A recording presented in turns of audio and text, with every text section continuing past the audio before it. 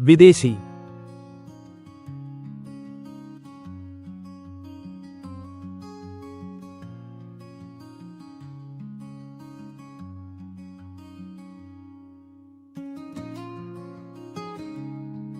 బాగుంది. స్వాగతం. ఇది దేవుడు నిజంగా చెప్పాడా అనే మొదటి ఎపిసోడ్. దేవుడు నిజంగా చెప్పాడా అనే వెబ్సైట్ కూడా ఉంది. మీరు వెళ్ళి అక్కడ అన్ని బ్లాగ్లను పోస్ట్ చేస్తాము, కానీ అవి యూట్యూబ్లో కూడా పోస్ట్ చేయబడ్డాయి. మీరు యూట్యూబ్కి వెళ్ళి దేవుడు నిజంగా చెప్పాడా అని శోధిస్తే మీరు నా పేరు రాజర్ మానింగ్ని కూడా చేర్చవలసి రావచ్చు, ఎందుకంటే దేవుడు నిజంగా చెప్పాడా అనే పేరుతో ఇతర బ్లాగ్లు కూడా ఉన్నాయి. ఇది దేవుడు నిజంగా చెప్పాడా అనే మొదటి ఎపిసోడ్. మీ కాంతిని ప్రకాశింపజేయండి. మత్తయి 5. మేము ఈరోజు 14, 16 లేదా 15 మరియు 16లో ఉంటాము. ఇది దేవుని వాక్యం నుండి నేరుగా ఇలా చదువుతుంది. ఇది ESV వెర్షన్. మీరు ప్రపంచానికి కాంతి. కొండపై ఉన్న నగరం దాచబడదు. ప్రజలు దీపాన్ని వెలిగించి బుట్ట కింద ఉంచరు, కానీ స్టాండ్పై ఉంచుతారు. అది ఇంట్లో ఉన్న అందరికీ కాంతిని ఇస్తుంది. వాక్యం 16. అదేవిధంగా మీ కాంతి ఇతరుల ముందు ప్రకాశించనివ్వండి, తద్వారా వారు మీ మంచి పనులను చూసి పరలోకంలో ఉన్న మీ తండ్రికి మహిమను ఇస్తారు. ఆ 3 చిన్న వాక్యాలలో చాలా ఉంది, వాటిని విప్పి చూడాలి. మొదట, దేవుడు నిజంగా చెప్పాడు. మీ కాంతిని ప్రకాశింపజేయండి. ఇది నేను మీకు చదివిన దేవుని వాక్యం నుండి నేరుగా ఉంది. కాని దాన్ని విప్పి చూద్దాం. ఇక్కడ ఇంకేముంది చూద్దాం.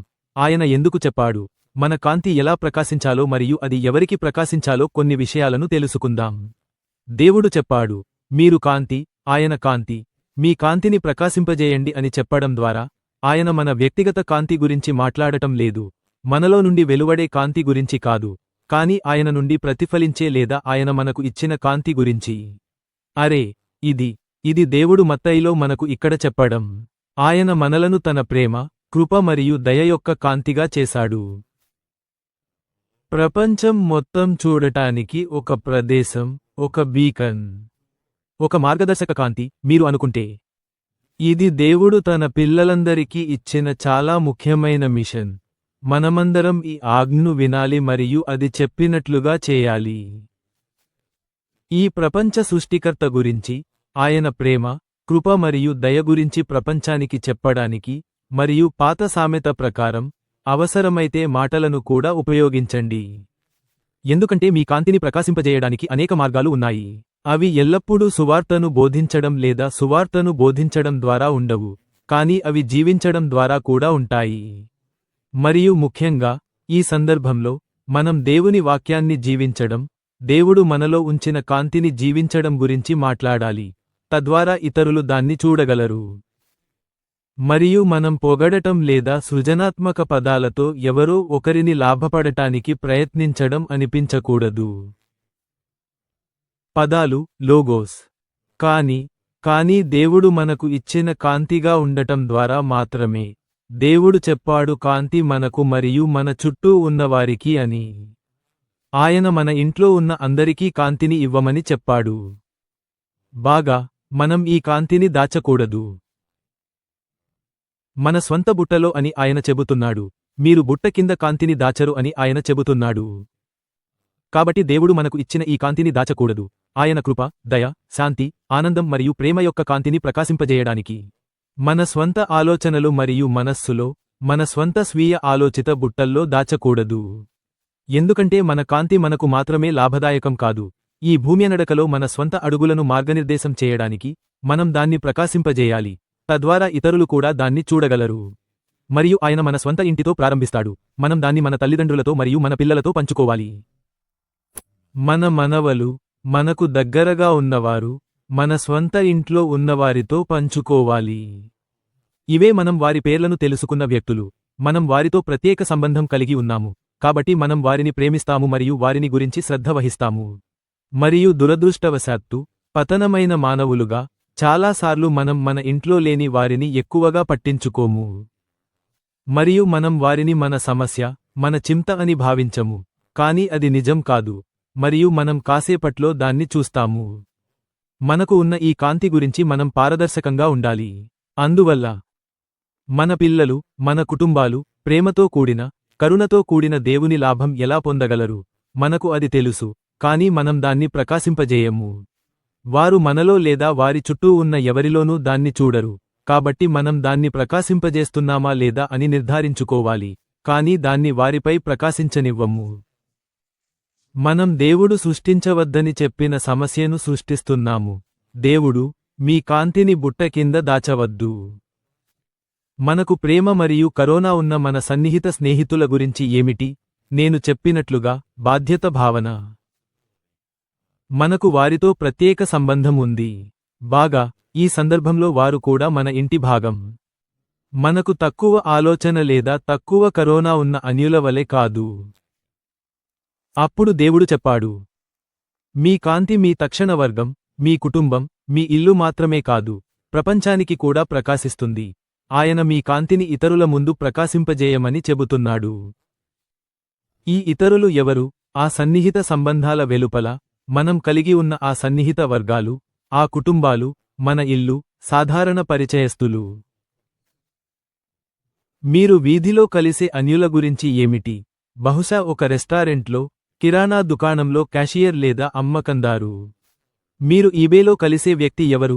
నేను దాన్ని ప్రస్తావిస్తున్నాను ఎందుకంటే 2 వారాల క్రితం నేను క్రెయిగలిస్ట్లో ఏదో కొనుగోలు చేస్తున్నాను.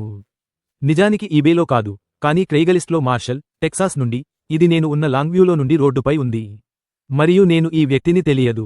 అతని పేరు ఎప్పుడూ వినలేదు. అతని ముఖాన్ని ఎప్పుడూ చూడలేదు. నేను నా డబ్బును నా జేబులో పెట్టాను. నేను అతనిని మాస్వీలోని అతని ఇంట్లో కలవడానికి ఏర్పాట్లు చేసుకున్నాను. మరియు నేను అతనికి పబ్లిక్ అడ్రస్ సిస్టమ్ కోసం కొనుగోలు చేయాలనుకున్న స్పీకర్ను తీసుకోవడానికి అక్కడికి వెళ్లాను. మరియు నేను అతనితో మాట్లాడటానికి వెళ్లాను మరియు నేను ఎల్లప్పుడూ ప్రయత్నిస్తున్నట్లుగా ప్రార్థిస్తున్నాను మరియు ఆశిస్తున్నాను, మరియు మీరు కూడా చేస్తారని ఆశిస్తున్నాను. దేవుడు నిజంగా చెప్పాడా మీ కాంతిని ప్రకాశింపజేయండి అనే ఈ ఎపిసోడ్ను విన్న తర్వాత ప్రత్యేకంగా నా కాంతి ప్రకాశిస్తున్నదని నేను నిర్ధారించుకోవాలనుకున్నాను. నేను ఎల్లప్పుడూ దానిని నిర్ధారించుకోవాలనుకుంటాను. కాబట్టి జరిగింది ఏమిటంటే నేను అక్కడికి చేరుకున్నాను. అతనిని కలిశాను. చాలా మంచి మనిషి, సున్నితమైన ఆత్మ, ఇతరుల కోసం పనులు చేయడానికి మంచి హృదయం కలిగి ఉన్నాడు. మేము సంభాషణలలో ఆ విషయానికి తెలుసుకున్నాను.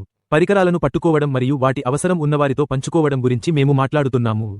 అందువల్ల నేను వెళ్తున్నప్పుడు నేను అతనితో దేవుడు నిన్ను ఈ రోజు సమృద్ధిగా ఆశీర్వదిస్తాడని ప్రార్థిస్తున్నాను అని చెప్పాను. మరియు అతను ఏమీ చెప్పలేదు. మరియు కాబట్టి మేము కొంచెం ఎక్కువ మాట్లాడాము. మరియు నేను చెప్పాను, చూడండి, మీరు ఈ పట్టణంలో ఏదైనా చర్చికి వెళ్తారా?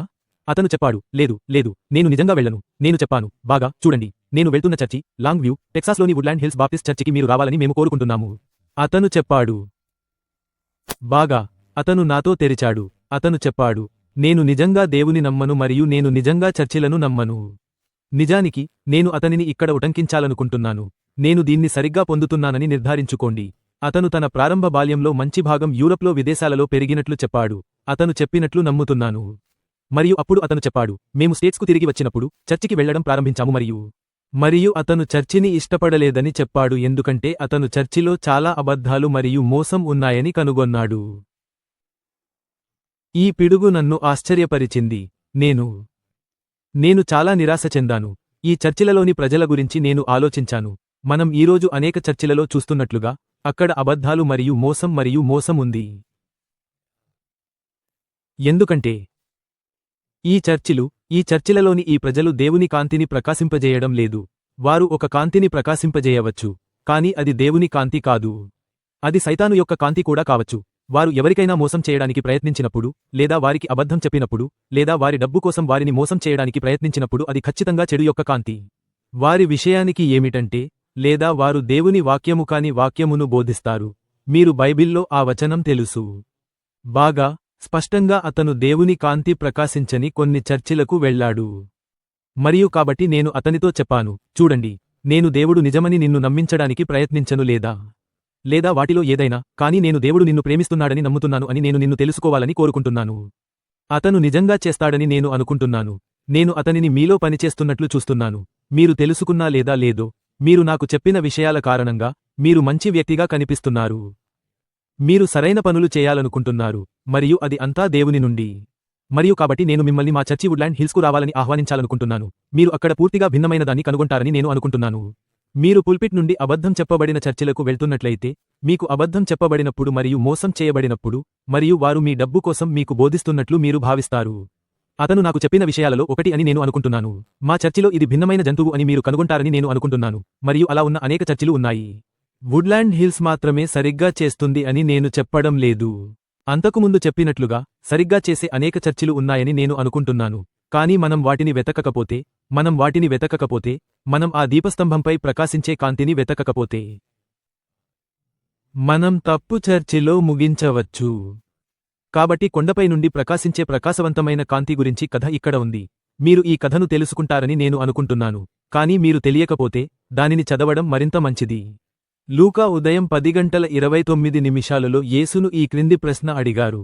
అతనిని అడిగారు, మరియు నా పొరుగు ఎవరు? మరియు ఇది ముఖ్యమైనది ఎందుకంటే ఈ వ్యక్తి మార్షల్లో నా పొరుగు. అతనిని ఎప్పుడూ కలవలేదు. నేను లాంగ్వ్యూలో నివసిస్తున్నాను, నా ఇంటి నుండి చాలా దూరంగా. ఈరోజు ఈ శాస్త్రవచనం యొక్క మొదటి భాగం చెప్పినట్లుగా నా కుటుంబం నుండి చాలా దూరంగా. మొదట అతని పేరు తెలియదు,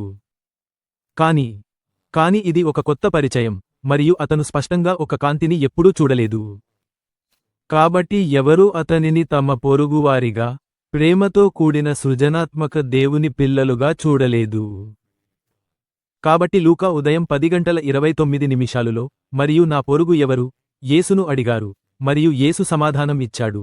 యెరూషలేము నుండి యెరికోకు వెళ్తున్న ఒక మనిషి దొంగల చేతిలో పడి అతన్ని సగం చనిపోయినట్లు వదిలివేశారు. ఇప్పుడు యాదృచ్ఛికంగా ఒక యాజకుడు అదే రహదారిలో వెళ్తున్నాడు మరియు అతన్ని చూసినప్పుడు అతను మరోవైపు వెళ్ళాడు. ఇది దేవుని నుండి ఏదో బోధించడానికి ప్రకటించిన దేవుని పవిత్ర వ్యక్తి. ఒక బోధకుడు అయినప్పటికీ అతను రహదారి యొక్క మరోవైపుకు తిరిగాడు. అతను ఈ వ్యక్తి ముఖంలో కూడా చూడాలనుకోలేదు. ఈ పొరుగు. అతను ఈ వ్యక్తిపై తనకు ఉండే ఏదైనా కాంతిని ప్రకాశింపజేయాలనుకోలేదు. వచనం 32 కొనసాగుతుంది. అలాగే ఒక లేవి. ఇది దేవుని శాస్త్రంలో, దేవుని వాక్యంలో బాగా నేర్పిన వ్యక్తి, మరియు అతని కాంతి ప్రకాశించాల్సిన అవసరం ఉందని తెలుసుకోవాలి మరియు దానిని ఎలా ప్రకాశించాలో తెలుసుకోవాలి. మరియు అతను ఆ ప్రదేశానికి వచ్చి ఈ వ్యక్తిని చూసినప్పుడు అతను కూడా మరోవైపు వెళ్ళాడు. అతను కూడా అతని ముఖంలో చూడాలనుకోలేదు. అతనిపై తన కాంతిని ప్రకాశింపజేయాలనుకోలేదు. అతను చేయలేదు. అతనికి ఒకటి ఉంటే అతను దానిని లోపల ఉంచుకోవాలనుకున్నాడు. మనలో అనేకమంది విశ్వాసులు అని చెప్పుకునే వారు చేయాలనుకునే అనేకసార్లు. కాని ఇక్కడ 33వ వచనంలో ఒక సమార్యుడు వస్తున్నాడు. ఇప్పుడు సమార్యుడు అంటే, నేను మీకు ఇది చదివే ముందు చెప్పాలి. మీరు సమార్యుడు గురించి తెలియకపోతే, ఈ రోజుల్లో దేవుని యూదుల ప్రజలను తిరస్కరించిన, ఇశ్రాయేలీయులను మరియు వారి విశ్వాసాన్ని తిరస్కరించిన ప్రజలు. అవి ఆయన ఎంపిక చేసిన ప్రజలు, అయినప్పటికీ సమార్యులు వారిని వెనక్కి తిప్పారు, అందువల్ల యూదులు వారిని ద్వేషించారు. వారు వారిని కుక్కలుగా, పందులుగా భావించారు. కుక్కలుగా, వారు వారితో ఏమీ చేయకూడదు. వారు అతనికి వచ్చినప్పుడు, ముఖ్యంగా ఒకరు ఉన్నప్పుడు, వారు తప్పకుండా రోడ్డుకు అడ్డంగా వెళ్లేవారు. అది మురికి, రక్తస్రావం, గాయపడిన పరిస్థితులను తెలియకపోవడం. వారు వారి చుట్టూ ఎక్కడా ఉండాలని అనుకోరు. వారు బహుశా ఇలా అంటారు, బాగా, వారికి వచ్చినది వచ్చింది. వారు దేవునిపై విశ్వాసం ఉంచాలి. వారు యెహోవాను, యాహ్వేను అనుసరించాలి, మరియు వారు ఈ పరిస్థితిలో ఉండరు. మనం అందరం అది నిజం కాదని తెలుసు. దేవునిపై విశ్వాసం ఉంచిన, దేవునిని ప్రేమించే మనలో చాలామంది, మనం అక్కడికి చేరడానికి ఏమీ చేయని పరిస్థితుల్లో ఉంటాము. కాని ఏమైనప్పటికీ, కాబట్టి ఈ వ్యక్తి వస్తాడు. ఈ ఒక సమార్యుడు. ఒకరు ద్వేషిస్తారు. ఈ యూదుడిని, సమార్యుడు కాని ఎవరినైనా ద్వేషిస్తారు, మరియు వేరు. 34 అది చెబుతుంది అతను. 33 మొదట, కాని ఒక సమార్యుడు. అతను ప్రయాణిస్తున్నప్పుడు, అతను ఉన్నచోటికి వచ్చాడు. రోడ్డుకు అడ్డంగా వెళ్లలేదు. అతను అతన్ని చూసినప్పుడు, అతనికి అతనిపై కరోనా కలిగింది. అది ఈ వ్యక్తి నుండి ప్రకాశిస్తున్న దేవుని కాంతి. దేవుని ప్రేమ మరియు కరోనా వెలుగుతున్నాయి. 34వ వచనం. అతను అతని వద్దకు వెళ్లి అతని గాయాలను కట్టాడు, మరియు అతనిపై నూనె మరియు వైన్ పోశాడు. మరియు ఇది వారి రోజుల్లో ప్రథమ చికిత్స, అతన్ని స్థిరపరచడం, అతన్ని వేరే ఎక్కడైనా తీసుకెళ్లే వరకు, అతను వృత్తిపరమైన చికిత్స లేదా మెరుగైన చికిత్స పొందగలడు. ఏమైనప్పటికీ, అప్పుడు అది చెబుతుంది, అతను అతన్ని తన జంతువుపై ఉంచాడు. అతను తన జంతువు నుండి దిగి నడక ప్రారంభించాడు. అతను ఈ వ్యక్తిని తన జంతువుపై ఉంచాడు. అతను అతన్ని ద్వేషించేవాడు. అతను కూడా సాధారణంగా ద్వేషించేవాడు. అతను నడిచాడు మరియు అతన్ని ఒక ఇన్నుకు తీసుకెళ్లి అక్కడ అతన్ని చూసుకున్నాడు. మీకు కథ మిగిలిన భాగం తెలుసు. బహుశా మరుసటి రోజు అతను అతనికి 2 రోజులు ఇచ్చాడు. ఇన్ను నిర్వాహకుడు అతను తన స్వంత వేతనంలో 2 రోజులు 2 దినారులు ఇచ్చాడు. ఇది ఆ సమయంలో సాధారణ వ్యక్తికి ఒక రోజు వేతనం. అతను తనకు మాత్రమే కాకుండా అతను తీసుకువచ్చిన ఈ అనారోగ్య వ్యక్తికి కూడా బిల్లు కవర్ చేయడానికి అతనికి ఇచ్చాడు. మరియు అప్పుడు అతను చెప్పాడు, ఇది అతని బిల్లు మరియు మీరు అతనికి ఇవ్వవలసిన ఏదైనా సంరక్షణను కవర్ చేయనివ్వండి. ఇంకా ఏదైనా ఉంటే ముందుకు వెళ్ళండి, చేయండి. అతను చెబుతున్నాడు, నేను తిరిగి వస్తున్నప్పుడు మీకు మరింత డబ్బు తీసుకువస్తాను. అతను బహుశా ఈ ఇన్ను నిర్వాహకుడికి తెలిసినవాడు. మనం కేవలం ఊహించగలము. కాని ఇన్ను నిర్వాహకుడు స్పష్టంగా అతని మాటను తీసుకోబోతున్నాడు. ఆయన చెప్పాడు, ఎవరు? యేసు చెప్పాడు. ఆ సమయంలో ఆయన చెప్పాడు, ఎవరు ఆయనకు కరోనా చూపించారో వారు. యేసు ఆయనతో చెప్పాడు, క్షమించండి, నాకు కొంచెం వెనక్కి వెళ్ళనివ్వండి. యేసు చెప్పాడు, ఈ ముగ్గురిలో ఎవరు దొంగల చేతిలో పడిన మనిషికి పొరుగువాడిగా నిరూపించారని మీరు అనుకుంటున్నారు?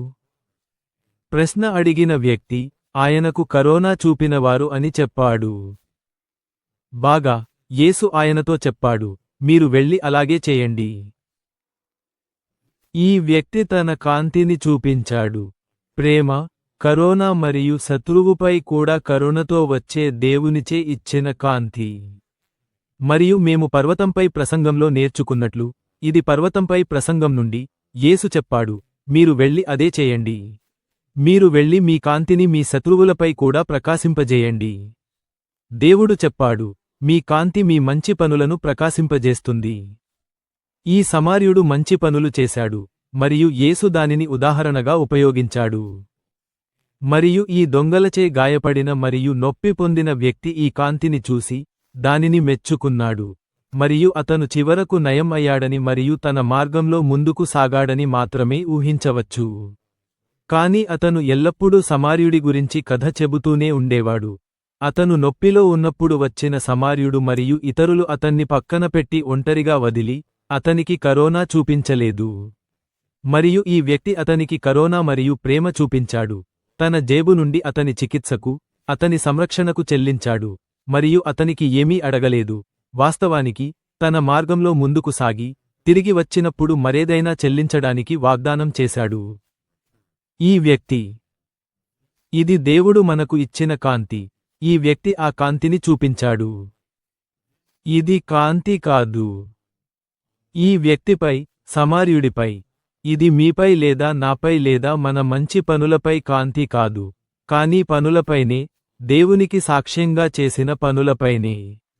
ఇప్పుడు మనం దేవునికి సాక్ష్యంగా లేని మంచి పనులు చేయవచ్చు. మనం మాట్లాడుతున్న కాంతి అది కాదు.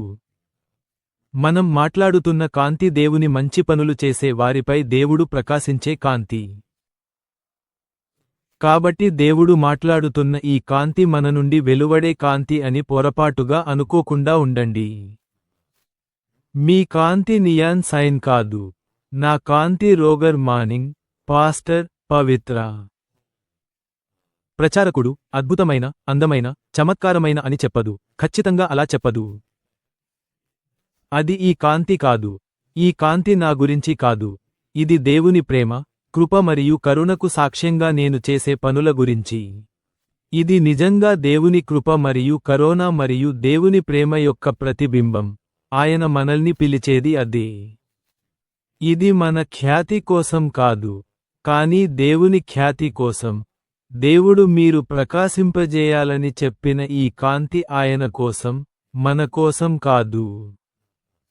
మరి ఈ రోజు ముగించేటప్పుడు, దేవుడు నిజంగా చెప్పాడా మీ వెలుగును ప్రకాశింపజేయండి అనే ఈ మొదటి ఎడిషన్లో? లూకా 12:35 మరియు 36 నుండి మరో వచనంతో ముగించాలనుకుంటున్నాను, ఎందుకంటే నాకు అది చాలా ఇష్టం మరియు అది చెప్పేది నాకు చాలా ఇష్టం మరియు నేను అనుకుంటున్నాను ఇది మనందరికీ ఒక సందేశం. ఈ రోజు సమ్మేళనంలో ఇది చెబుతుంది, చర్య కోసం సిద్ధంగా ఉండండి మరియు మీ దీపాలను వెలిగించండి. మళ్ళీ వెలుగు ఉంది. దేవుడు నిజంగా చెప్పాడా?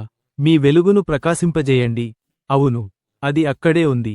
మీ దీపాలను వెలిగించండి మరియు పెళ్లి విందు నుండి మీ యజమాని ఇంటికి రావడానికి ఎదురుచూస్తున్న మనుషుల వలె ఉండండి. అందువల్ల వారు, మీరు, నేను, మనం అతను వచ్చి తలుపు తట్టినప్పుడు వెంటనే అతనికి తలుపు తెరవగలుగుతాము. ఈ రోజు మనతో తీసుకెళ్లడానికి దేవుని వాక్యం మీ వెలుగును ప్రకాశింపజేయండి. దాన్ని ప్రకాశింపజేయండి. దీపస్తంభంపై ఉంచండి. బుట్ట కింద కాదు. మీ స్వంత మెదడు, మీ స్వంత ఆలోచనలు, మీ స్వంత అసమర్థతల నుండి వచ్చే ఏదైనా కోవిడ్ కింద కాదు. దేవుడు మీకు కావలసిన దాన్ని ఇస్తాడు. ప్రపంచం దేవుని గొప్ప ప్రేమను మరియు దేవుడు ఇప్పటికే తన ప్రేమను మరియు కరుణను మరియు కృపను మనపై నిరూపించడానికి ఉపయోగించిన విజయాలను చూడాలి. ఇవాళ మీరు స్వయంగా చూసే వాటిని కూడా, దేవుని గొప్ప ప్రేమను మరియు విజయాలను ప్రపంచం మొత్తం చూడటానికి వాటిని దీపస్తంభంపై ఉంచండి. కానీ కూడా ఈ వచనం ఇక్కడ, నా అభిప్రాయం ప్రకారం, దేవుడు మనకు ప్రకాశింపజేయమని చెప్పిన ఈ వెలుగును మనం దీపస్తంభంపై ఉంచాలని మరియు బుట్ట కింద కాదు అని చెబుతుంది. ఇది కూడా దేవుడు మీరు ఇంట్లో ఉన్నారని, మేల్కొని ఉన్నారని మరియు అతను మీ తలుపు తట్టడానికి తిరిగి వచ్చినప్పుడు ఎదురుచూస్తున్నారని చూడటానికి కూడా ఉంది. నా సోదరులు మరియు సోదరీమణులారా, దేవుడు మీ తలుపు తట్టబోతున్న రోజు రాబోతోంది. అతను మీకు ఇచ్చిన వెలుగును ఇతరులపై, ఇతరుల జీవితాల్లో ప్రకాశింపజేయడానికి ఒక స్థలాన్ని చూపించడానికి అతను మీ తలుపు తట్టడానికి అప్పుడప్పుడు వస్తాడు. తద్వారా వారు కూడా అతని గొప్ప ప్రేమను తెలుసుకోవచ్చు. కానీ ఒక రోజు కూడా రాబోతోంది, అతను మీ వెలుగును చూడగలడు. ఇప్పటికే తెలుసుకొని, మీరు అతని సంతానం అని, యేసు తన రక్తంతో మిమ్మల్ని రక్షించాడని, మరియు మీరు ఇంట్లో ఉన్నారని మరియు రాబోయే తలుపు తట్టడానికి సిద్ధంగా ఉన్నారని. రేపు సిద్ధంగా ఉండకూడదు. ఇప్పుడు ఈ గ్రహం మీద, ఈ భూమి మీద, ఈ జీవితంలో నేను పొందగలిగిన అన్ని సరదా పూర్తయినప్పుడు, ఒక వారం తర్వాత లేదా ఒక నెల తర్వాత సిద్ధంగా ఉండకూడదు. ఈ జీవితంలో, కానీ ఇప్పుడు సిద్ధంగా ఉండండి. అందుకే ఇది చాలా ముఖ్యమైనది. యేసుక్రీస్తును మీ రక్షకుడిగా అంగీకరించండి. ఎందుకంటే దేవుడు చుట్టూ వస్తే, తలుపు తట్టడం, మిస్రదేశంలో పస్కా రోజున చేసినట్లుగా, మరణదూత వస్తుంది మరియు దేవుడు తన ప్రజల మిగతావారిని భూమి నుండి, తన స్వర్గానికి తీసుకెళ్లడానికి వస్తాడు. మీరు ఇప్పటికే యేసుక్రీస్తు రక్తంతో రక్షించబడకపోతే, అతను మీకోసం కాల్వరీలో ఒక శిలువపై చిందించిన రక్తంతో మీ పాపాల క్షమాపణ కోసం మీరు అతనితో వెళ్లరు. మీరు మరణదూతతో వెళ్తారు, కానీ మీరు ఉండదలచని ఒక చోట. నేను మీరు ఉండాలని అనుకోను. అందుకే నా వెలుగు ప్రకాశించాలి అని నేను కోరుకుంటున్నాను. నేను మీరు దేవునితో స్వర్గంలో ఉండాలని కోరుకుంటున్నాను. కాబట్టి దయచేసి, మీరు అలాంటి ప్రార్థన ఎప్పుడూ చేయకపోతే, దానిని ఈ రోజు ప్రార్థించండి. దేవా, దయచేసి. నేను పాపి అని నాకు తెలుసు. ప్రతిరోజు నా పాపాన్ని నేను చూస్తున్నాను, మరియు దానికి నేను క్షమాపణ కోరుతున్నాను. మీ సహాయం లేకుండా దానిని దాటలేను. నేను చేయలేను. కేవలం పరిపూర్ణమైన బలి మాత్రమే చేయగలదు. మరియు అది యేసు, మీ ఏకైక కుమారుడు, నా పాపాల కోసం కాల్వరీలో తన రక్తాన్ని బలి ఇచ్చాడు, వాటిని కడిగి వేయడానికి. కాబట్టి ఇప్పుడు, దేవా, మీరు నన్ను చూస్తున్నారు. యేసు రంగు గాజు ద్వారా చూస్తున్నట్లుగా, నాకు ఆ పదం చాలా ఇష్టం. కాబట్టి, తండ్రి, దయచేసి ప్రవేశించండి, నా జీవితాన్ని తీసుకోండి, మరియు నేను మిమ్మల్ని అనుసరిస్తాను. ఆ భాగం అంత సులభం. మన పాస్టర్, బ్రదర్ చార్లెస్, ఈ ఉదయం తన ప్రసంగంలో చెప్పారు. అది సులభమైన భాగం. దేవా, నీవు నన్ను నిత్యజీవంలో నడిపించడానికి లేపుతావని నాకు తెలుసు, ఎందుకంటే యేసు నా కోసం శిలువపై మరణించాడు. అతను నా పాపాలను తొలగించడానికి తన రక్తాన్ని చిందించాడు. మరియు అది సులభమైన భాగం. నేను మీకు చెప్పను, బ్రదర్ చార్లెస్ చెప్పినట్లుగా, మిగతాది అంత సులభం అని నేను మీకు చెప్పను. మనం పవిత్రులుగా ఉండాలి, ఎందుకంటే అతను పవిత్రుడు. కాని అతను మీకు ఇస్తాడు. అతను మనందరికీ దాన్ని చేయడానికి శక్తిని ఇస్తాడు. అతను మిమ్మల్ని రక్షించడు. అతను మీకు మరియు నాకు ఈ కృప, ఈ బహుమతిని ఇవ్వడు. ఇది మనకు అర్హత లేని, ఈ కరోనా, ఈ పాపాల క్షమాపణ. మనం మరే విధంగానూ క్షమించబడలేము. అతను మనం అలా జీవించడానికి శక్తినివ్వకపోతే, అతను ఈ అన్నింటినీ చేయడు. మరియు బైబిల్ చెబుతుంది, మీరు యేసు చేతిలో ఉన్నప్పుడు, మళ్ళీ ఎవరూ మిమ్మల్ని దానిలో నుండి తీయలేరు. మీరు దేవుని చేతిలో ఉన్నప్పుడు, మిమ్మల్ని బయటకు తీయలేరు. ఒకసారి రక్షించబడితే, ఎల్లప్పుడూ రక్షించబడతారు అని అర్థం. కాబట్టి ఈ రోజు కార్యక్రమంలో మాతో చేరినందుకు ధన్యవాదాలు. దేవుడు నిజంగా రక్షించాడా? మీ వెలుగును ప్రకాశింపజేయండి. అవును, అతను చేశాడు. అవును, అతను చేశాడు. ధన్యవాదాలు, పీటర్.